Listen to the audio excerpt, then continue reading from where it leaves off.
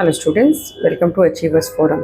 तो आज हम कुछ क्वेश्चंस डिस्कस करने वाले हैं based on pre independence commission of India, और हम देखेंगे कि किस तरीके के क्वेश्चन पूछे जाते हैं और किस तरीके से हमको इनको प्रिपेयर करना है। ऑलरेडी हम प्री इंडिपेंडेंस कमीशंस पढ़ चुके हैं प्रीवियस वीडियो में, तो let's solve some questions. The first question is which of the following document is termed the magna carta of English education in India.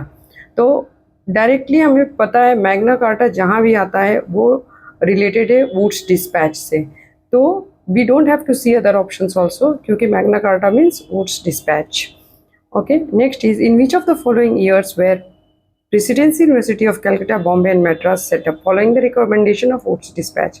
तो यहाँ एक चीज़ हमें पता चलती है कि वुड्स डिस्पैच ने ही 3 यूनिवर्सिटी को रिकमेंड किया था, और किस ईयर में किया था, तो अगेन इट्स 1854 में ही वुड्स डिस्पैच रिकमेंडेशन आया था। Next comes which of the following is the precursor to 10+2+3।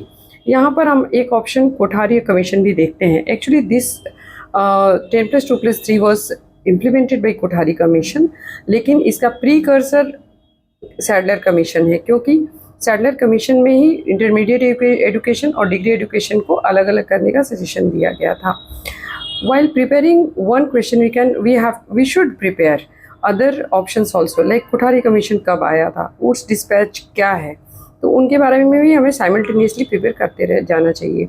The report of the Central Advisory Board of Education on the post-war educational development in India is also termed as we have studied in our previous video, that the Central Advisory Board of India Education Report, Sargent Report का ही दूसरा नाम था। So obviously the option is A.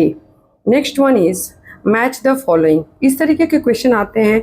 यहाँ पर हमें अलग अलग act और अलग अलग कमीशन कमेटी को उनके जो भी डिस्क्रिप्शन होता है उससे रिलेट करना होता है, मैच करना होता है। तो लेट्स सी क्या क्या हमें ऑप्शन है। तो हम पहले ऑप्शंस देखेंगे, पहले मैच सेट 2 देखेंगे और उसको हम सेट 1 से मैच करेंगे। The first one is to look into the performance of Calcutta university. तो जैसे ही कैलकाटा यूनिवर्सिटी कमीशन का नाम आता है, हम डायरेक्टली इसको किससे रिलेट करते हैं, Sadler university commission. Actually Sadler university commission और कैलकाटा यूनिवर्सिटी कमीशन सेम ही है, तो D is related to 1। Next comes second वाला ऑप्शन हम पढ़ते हैं, vernacular education to set up 3 universities in the presidency towns.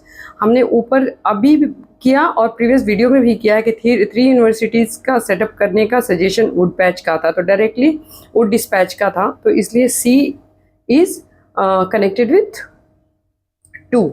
Now third one is Macaulay's minutes to impart English education. So it is Macaulay minute का जो commission था वो directly English language को, English education को impart करने के लिए था, तो it is related with 2, the English education act 1835। Next one is left, that is the education being made an objective of British government. तो कब किस कमीशन में ये बताया गया कि ऑब्जेक्टिव ही ब्रिटिश गवर्नमेंट का था एजुकेशन, ये हमने first act that is charter act in 1813 में ही पढ़ा था।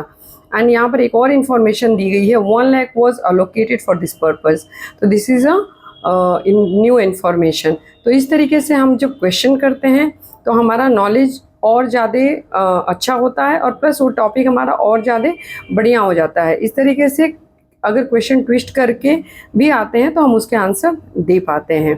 तो इसलिए बेसिक क्लियर होना बहुत ज़रूरी है, ताकि हम क्वेश्चन को किसी तरीके से भी आने पर आंसर कर सकें।